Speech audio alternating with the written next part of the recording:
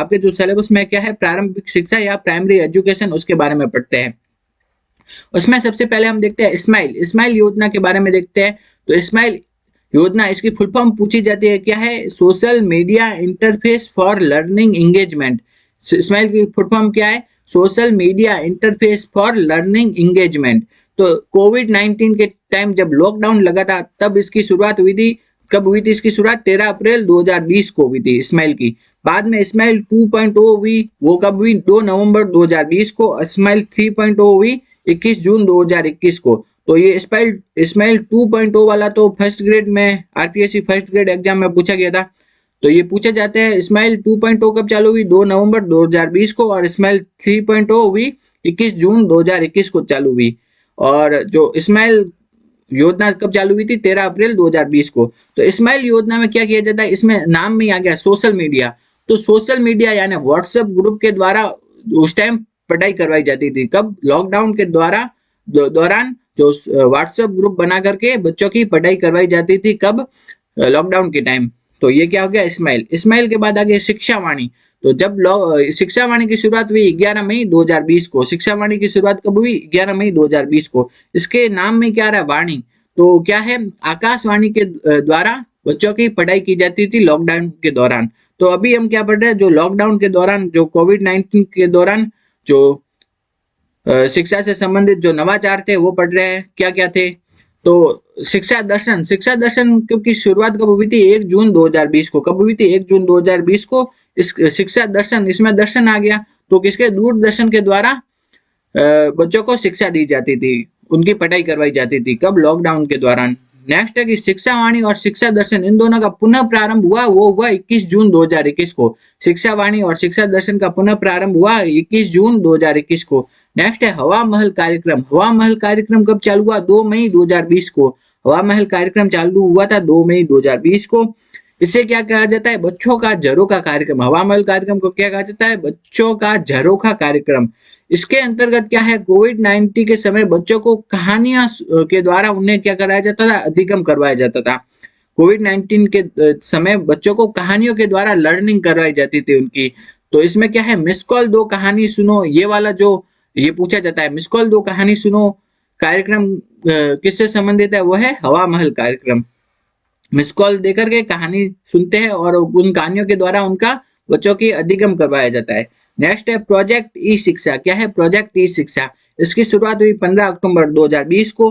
तो इसमें क्या है कि इसके यूट्यूब का चैनल बना करके बच्चों की पढ़ाई करवाई जाती थी लॉकडाउन के दौरान। तो यूट्यूब का जो चैनल बनाया था उसका नाम क्या था? गवर्नमेंट ने जो यूट्यूब चैनल बनाया था उसका नाम था राज ई कक्षा। उसके द्वारा बच्चों की पढ़ाई करवाई जाती थी लॉकडाउन के दौरान। नेक्स्ट हम देखते हैं बैक टू स्कूल योजना। ये चालू हुई 21 जून 2021 को। इसके तहत पहली से 8वीं तक के बच्चों को कार्य पुस्तिकाओं का वितरण किया गया था। तो बैक टू स्कूल योजना के तहत पहली से 8वीं तक के बच्चों को कार्य पुस्तिकाओं का वितरण किया गया था। नेक्स्ट हम देखते हैं मिशन समर्थ कार्यक्रम। क्या है? मिशन समर्थ कार्यक्रम। ये किसके लिए चालू किया गया था? बधिर तथा दृष्टिबाधित विद्यार्थियों के लिए। इसके लिए बधिर और दृष्टिबाधित विद्यार्थी हैं उनको अध्ययन सामग्री उपलब्ध कराने के लिए चालू किया गया था मिशन समर्थ। देखो दो चीजें आएगी, एक तो है समर्थ और दूसरा आएगा सक्षम। क्या है? एक तो आएगी समर्थ, मिशन समर्थ, और दूसरा आएगा सक्षम। तो समर्थ तो किसके लिए चालू किया गया था? बधिर तथा दृष्टिबाधित विद्यार्थियों को अध्ययन सामग्री प्रदान करने के लिए। तो समर्थ तो किनके लिए था? वह बधिर व दृष्टिबाधित विद्यार्थियों के लिए, उनको अध्ययन सामग्री प्रदान करने के लिए था। और जबकि सक्षम है वो किसके लिए है? बालिकाओं को आत्मरक्षा का प्रशिक्षण प्रदान करने के लिए। बालिकाओं को आत्मरक्षा का प्रशिक्षण प्रदान करने के लिए थी सक्षम योजना। तो ये पूछा जाता है सक्षम योजना किसके लिए थी? बालिकाओं को आत्मरक्षा का प्रशिक्षण प्रदान करने के लिए। नेक्स्ट हम देखते हैं मिशन समर्थ योजना कब चालू हुई? 21 जून 2021 को चालू हुई। नेक्स्ट है कि राजस्थान की शिक्षा में बढ़ते कदम। ये कार्यक्रम चालू हुआ 11 जुलाई 2022 को। कब हुआ? 11 जुलाई 2022 को हुआ राजस्थान की शिक्षा में बढ़ते कदम कार्यक्रम चालू। इसके अंतर्गत जो कोविड-19 के समय जो अधिगम का लॉस हुआ था उसको पूरा करने के लिए ब्रिज कोर्स प्रारंभ किए गए थे। तो ऐसे पूछा जाता है कि ब्रिज कोर्स किस योजना के तहत प्रारंभ किए गए थे? वह है राजस्थान के शिक्षा में बढ़ते कदम। नेक्स्ट है देववाणी ऐप। देववाणी ऐप कब लॉन्च हुआ? 18 अगस्त 2020 को लॉन्च हुआ और ये संस्कृत शिक्षा से संबंधित है। देववाणी ऐप किससे संबंधित है? संस्कृत शिक्षा से। तो राजस्थान की गवर्नमेंट स्कूल है उनमें क्या है, शनिवार को क्या कर दिया गया है, नो बैग डे घोषित कर दिया गया है। क्या? नो बैग डे घोषित किया गया है। कौन से वार को? शनिवार को। नेक्स्ट है सक्षम योजना। ये सक्षम योजना आ गई। सक्षम योजना किसके लिए है? बालिकाओं को आत्मरक्षा के प्रशिक्षण प्रदान करने के लिए। सक्षम योजना किसके लिए है? बालिकाओं को आत्मरक्षा का प्रशिक्षण प्रदान करने के लिए है सक्षम। नेक्स्ट है समग्र शिक्षा। क्या है? समग्र शिक्षा। ये आपके समग्र शिक्षा इंपॉर्टेंट है। तो सर्व शिक्षा अभियान, राष्ट्रीय माध्यमिक शिक्षा अभियान तथा शिक्षक शिक्षा, कौन कौन से है? सर्व शिक्षा अभियान, राष्ट्रीय माध्यमिक शिक्षा अभियान तथा शिक्षक शिक्षा। इन तीनों को मिलाकर के किसका निर्माण किया गया? समग्र शिक्षा। तो समग्र शिक्षा का निर्माण किन तीनों को मिलाकर के किया गया? वह पहला है सर्व शिक्षा अभियान, पहला तो क्या गया? सर्व शिक्षा अभियान, दूसरा है राष्ट्रीय माध्यमिक शिक्षा अभियान और तीसरा क्या है? शिक्षक शिक्षा। इन तीनों को मिलाकर के समग्र शिक्षा का निर्माण किया गया। ठीक है। नेक्स्ट है कि ये भारत सरकार का फ्लैगशिप कार्यक्रम है। ये इंपॉर्टेंट है। आपके जो कॉलेज लेक्चर 2020 वाला जो पेपर था उसमें है ना, एक ऑप्शन दिया गया था ये भारत सरकार का फ्लैगशिप कार्यक्रम है और दूसरा दिया गया था यह राजस्थान सरकार का फ्लैगशिप कार्यक्रम है। तो उन दोनों में से सही कौन सा है? ये भारत सरकार का फ्लैगशिप कार्यक्रम है। तो ये याद रखना है।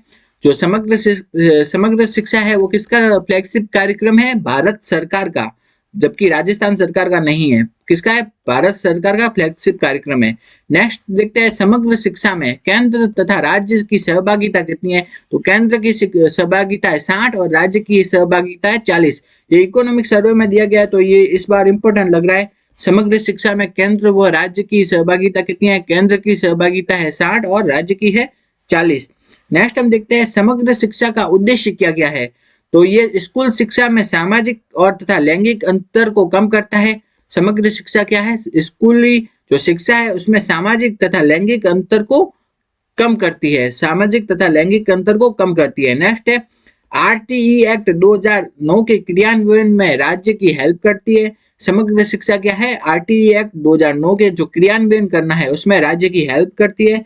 नेक्स्ट है शिक्षक जो प्रशिक्षण की एजेंसियां है जैसे SCERT हो गई या डाइट हो गई, इनका सुदृढ़ीकरण तथा उन्नयन का कार्य करती है। कौन? शिक्षक। जो समग्र शिक्षा है वो शिक्षक प्रशिक्षण एजेंसियों के सुदृढ़ीकरण का कार्य करती है। नेक्स्ट हम देखते हैं शिक्षा प्रणाली की व्यावसायिकता को बढ़ाती है। तो समग्र शिक्षा किसकी? शिक्षा प्रणाली की व्यावसायिकता को बढ़ाती है। तो एक बार वापस देख लेते हैं समग्र शिक्षा के उद्देश्य क्या क्या है। पहला है ये स्कूली शिक्षा में सामाजिक तथा लैंगिक अंतर को कम करती है। दूसरा है आरटीई एक्ट 2009 के क्रियान्वयन में राज्य की हेल्प करती है। तीसरा है शिक्षक प्रशिक्षण की एजेंसियां जैसे SCERT तथा डाइट, इनका सुदृढ़ीकरण करती है। नेक्स्ट है शिक्षा प्रणाली में व्यावसायिकता को बढ़ाती है। कौन? ये हो गई बढ़ाती कौन है? समग्र शिक्षा। नेक्स्ट हम देखते हैं दीक्षा। तो ये इनकी फुल फॉर्म वगैरह पूछी जाती है, फर्स्ट ग्रेड वगैरह में तो बहुत पूछी जाती है ये। तो दीक्षा की क्या है? Digital infrastructure for knowledge sharing. क्या है? Digital infrastructure for knowledge sharing Diksha की फुल फॉर्म है। इसकी ये कब चालू हुई? ये है 5 सितंबर 2017 को। 5 सितंबर 2017 को चालू हुआ। क्या है? Digital infrastructure for knowledge sharing. तो ई सामग्री वेब पोर्टल पर उपलब्ध कराई जाती है। तो इसके अंतर्गत क्या है? ई सामग्री को इस वेब पोर्टल पर उपलब्ध कराया जाता है। फिर बाद में क्या आ गया? दीक्षा राइस। दीक्षा की तो हमने देख ली, digital infrastructure for knowledge sharing. अब राइस की शायद पूछी गई थी फर्स्ट ग्रेड के एग्जाम में आपके अभी। तो राइस की फुल फॉर्म क्या है? वो है Rajasthan interface for school educators. तो राइस की फुल फॉर्म क्या है? Rajasthan interface for school educators. तो राइस की फुल फॉर्म है Rajasthan interface for school educators. ठीक है। इसकी ये 2018-19 में हुई। नेक्स्ट है ज्ञान संकल्प पोर्टल। क्या है? ज्ञान संकल्प पोर्टल। इसकी शुरुआत हुई 5 अगस्त 2017 से। कब हुई? 5 अगस्त 2017 से। तो ज्ञान संकल्प पोर्टल का काम क्या है? वो विद्यालयों के विकास हेतु भामाशाहों तथा दानदाताओं के माध्यम से धनराशि को एकत्रित करने का काम है। तो भामाशाह तथा दानदाताओं को जो दान देने के लिए और उसकी जो धनराशि को एकत्रित करने का काम करता है ज्ञान संकल्प पोर्टल। नेक्स्ट है क्लिक योजना, CLICK।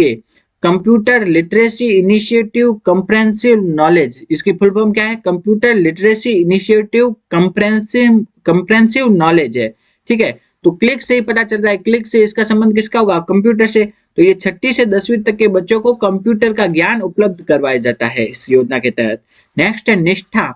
निष्ठा योजना, इस योजना के तहत जब लॉकडाउन वगैरह लगा था तो जो टीचरों को ऑनलाइन टीचिंग करने का प्रशिक्षण दिया जाता था। तो निष्ठा योजना के तहत शिक्षकों को ऑनलाइन टीचिंग करने हेतु क्या दी जाती थी? ट्रेनिंग।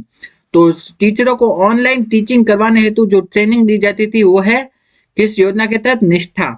नेक्स्ट की स्टार्स योजना, कौन सी है? स्टार्स योजना। ये याद रखना है, ये किसके द्वारा वित्त पोषित है? ये है विश्व बैंक द्वारा। ठीक है, तो ये याद रखना है, स्टार्स योजना किसके द्वारा वित्त पोषित है? वो है विश्व बैंक या वर्ल्ड बैंक द्वारा। तो स्टार्स योजना किसके द्वारा वित्त पोषित है? विश्व बैंक द्वारा वित्त पोषित है। तो स्टार्स की फुल फॉर्म क्या है? Strengthening teaching learning and result for status. तो मैन इसके लिए याद ये रखना है कि ये विश्व बैंक द्वारा वित्त पोषित है। ये स्कूल शिक्षा की गुणवत्ता तथा प्रशासन में सुधार करने के लिए इंपॉर्टेंट है। नेक्स्ट है शाला दर्पण। शाला दर्पण तो आप सभी जानते होंगे, राजस्थान का लाइव डाटाबेस मैनेजमेंट पोर्टल है। इसमें सरकारी स्कूलों तथा शिक्षा कार्यालयों की जानकारी ऑनलाइन रखी जाती है। तो शाला दर्पण में क्या है? सरकारी स्कूलों की तथा शिक्षा के जो कार्यालय है उनकी ऑनलाइन जानकारी मिलती है। कहाँ मिलती है? शाला दर्पण में, शाला दर्पण में। नेक्स्ट हम देखते हैं शाला सिद्धि। शाला सिद्धि में क्या है? विद्यालय में सुधार हेतु मूल्यांकन व्यवस्था को स्थायी बनाना। तो मूल्यांकन व्यवस्था से संबंधित किसका है? शाला सिद्धि का। और जबकि शिक्षा कार्यालयों की या राजस्थान के गवर्नमेंट स्कूलों की जो ऑनलाइन जानकारी जिस पोर्टल पर रखी जाती है वो क्या है? शाला दर्पण। क्या है? शाला दर्पण। नेक्स्ट हम देखते हैं मीना राजू मंच एवं गार्गी मंच। कौन सा है? मीना राजू मंच एवं गार्गी मंच। तो मीना राजू मंच और गार्गी मंच की स्थापना क्यों की गई है? वह बालिकाओं को सामाजिक मुद्दों के प्रति जागरूक करने, पहला तो क्या है? बालिकाओं को सामाजिक मुद्दों के प्रति जागरूक करने के लिए, और दूसरा जो बालिकाएं बीच में पढ़ाई छोड़ चुकी है उनके माता पिता को अपनी बेटियों को वापस विद्यालय भेजने हेतु प्रेरित करने के लिए। तो मीना राजू मंच और गार्गी मंच, इसकी स्थापना के मेनली कितने दो उद्देश्य है। पहला तो क्या है? बालिकाओं को सामाजिक मुद्दों के प्रति जागरूक करना, और दूसरा उद्देश्य क्या है? जो बालिकाएं अपनी शिक्षा बीच में छोड़ चुकी है उनके माता पिता को प्रेरित करना कि वो अपनी बच्चियों को वापस स्कूल भेजे। तो ये दो है इसके उद्देश्य। तो मीना राजू मंच तो किसके लिए है? 6ठी से 8वीं तक की बालिकाओं के लिए है, जबकि गार्गी मंच है वह 9वीं से 12वीं तक की छात्राओं के लिए है। नेक्स्ट हम देखते हैं निःशुल्क एवं अनिवार्य शिक्षा का अधिकार अधिनियम 2009। तो RTE act 2009, right to education act 2009। तो आरटीई एक्ट 2009 राजस्थान में लागू कब हुआ? वो लागू हुआ 1 अप्रैल 2010 से लागू हुआ। इसके तहत जो निजी विद्यालयों में कमजोर वर्ग तथा वंचित वर्ग के बालक बालिकाओं के लिए कितनी सीटें आरक्षित रखी गई है? वह 25% सीटें आरक्षित रखी गई है। किसके अंतर्गत? आरटीई एक्ट 2009 के तहत। तो नेक्स्ट हम देखते हैं 2020-21 में आरटीई एक्ट 2009 की किस धारा में आय सीमा 1 लाख से बढ़ाकर 2.5 लाख कर दी है? तो अब आय सीमा कितनी हो गई है? 2.5 लाख हो गई है। वो कौन सी धारा के तहत हुई है? धारा 12C के तहत हुई है। अगर आपको हमारा ये वीडियो अच्छा लगा तो वीडियो को लाइक करो, ज्यादा से ज्यादा शेयर करो और हमारे YouTube चैनल को सब्सक्राइब करो।